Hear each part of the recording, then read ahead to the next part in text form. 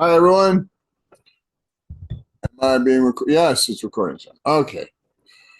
Well, another week, more, more of everything.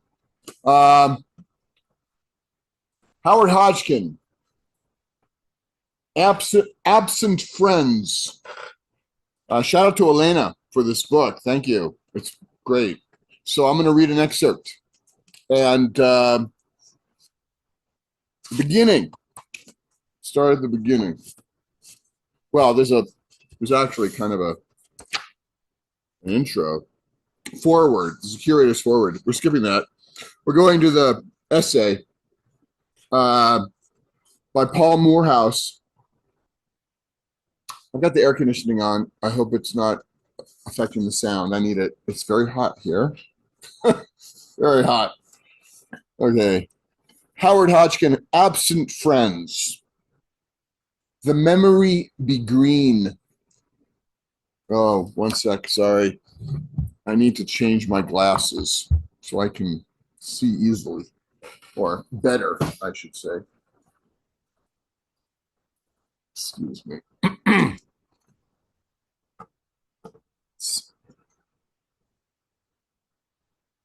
There you go.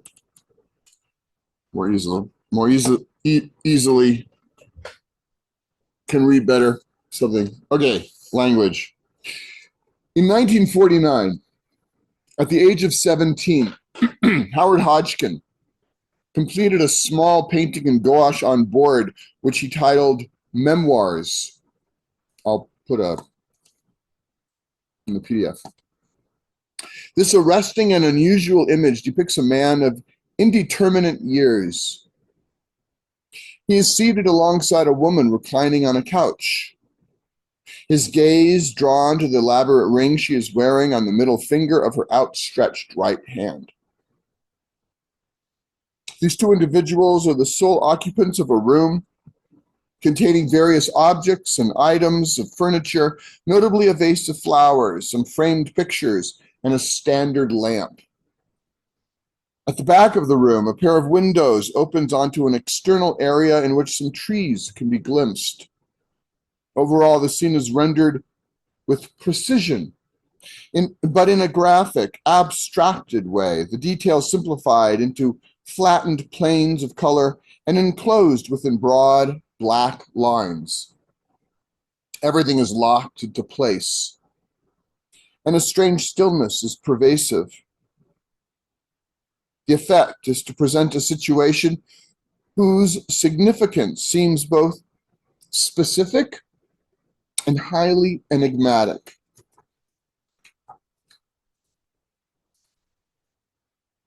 When the artist was later questioned about his motives for creating this image, he replied that he did not know.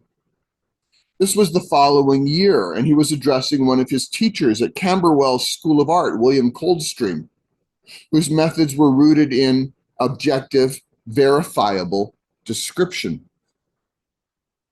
Neither the painter's puzzling subject matter nor its creator's non-committal response would have won approval. Nevertheless, Memoirs is a precocious early manifestation of Hodgkin's subsequent work, and it anticipates many of the key elements of his mature preoccupations. Not least among these is the implicit presence of portraiture, for the man depicted is the artist himself. Over 50 years later, Hodgkin would complete a work that, in terms of its appearance, seems a world apart.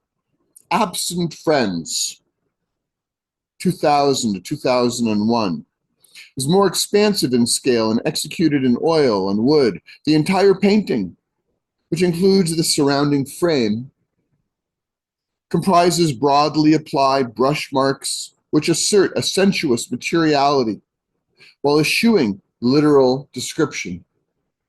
Again, the work embraces seemingly opposed characteristics. In this case, its object-like presence contains a beguiling intimation of interior space, as if that which is physically here is but the threshold for something else that exists inside and beyond. Despite these radical differences in their visual language, both paintings share a common significance that is rooted in portraiture. For even though Absent Friends appears entirely abstract, in common with memoirs, its title implies a subject that is at once personal, intimate, and connected with people. During the course of the last 60 years, while the look of his paintings has moved from figurative description to emphatic mark-making, Hodgkin has remained remarkably consistent in terms of his artistic preoccupations. Central to these is his insistence that, irrespective of matters of style and its particularities, the presence of subject matter is vitally important. Whether relying on descriptive elements or entirely comprised of autonomous painterly gestures, his work must be about something. It must possess meaning in the unequivocal sense that each painting has to refer to something beyond its pictured image or surface characteristics. The artist has made this clear in the following way. The subject matter of my pictures is of primary importance. I couldn't make a picture that was not about anything. I wouldn't even know how to begin a picture without a subject.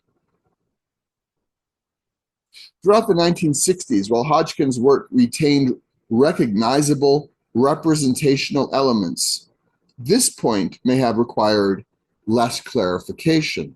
However, from the following decade onwards, his means of expression progressively shed these descriptive features and instead embraced a visual language in which mark, color, and surface became ever more assertive.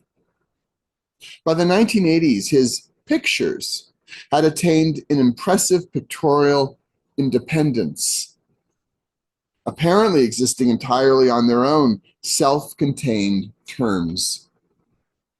While in a sense, these more recent works are complete in themselves and possess their own identity as painted objects, it would be an error to overlook their intended function as vehicles for expressive meaning. As if to make this point entirely unambiguous, in a television interview recorded in 2006, he stated, "I am not an abstract painter." What then is the subject matter of Hodgkin's art? His answers to this question reflect gradual developments in his thinking and approach. In 1967, he observed, "As far as the subjects of my paintings go, they are about one moment in time involving particular people in relationship to each other and also to me." In a later interview, which took place in 1981, he stated, "They're much more about myself now, or incidents which have personally involved me. Memory and emotion are central concerns, and the reasons are evident. We attempt constantly to fathom the significance of the world we inhabit. We do so by interpreting its visual characteristics. The appearance of things is our constant point of reference. However, it is plain that the reality of things is not entirely, if at all, a matter simply of how they seem. The external characteristics of an object or a person's physiognomy may help us to identify different things in individuals, but as an indicator of their underlying nature and character, Appearance alone is an unreliable servant. Appearance alone is an unreliable servant.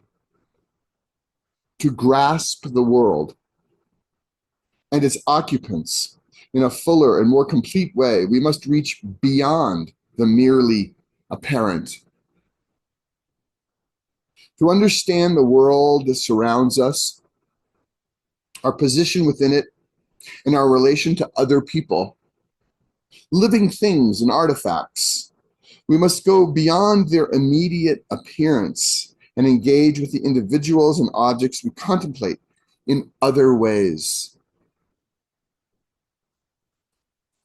I'm going to pause there. It goes on. I'm going to continue next time.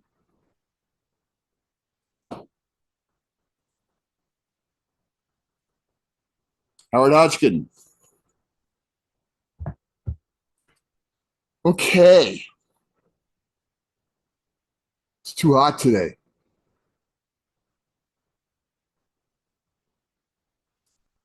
Change my glasses. All right, everybody. Hang in there. Talk to you later.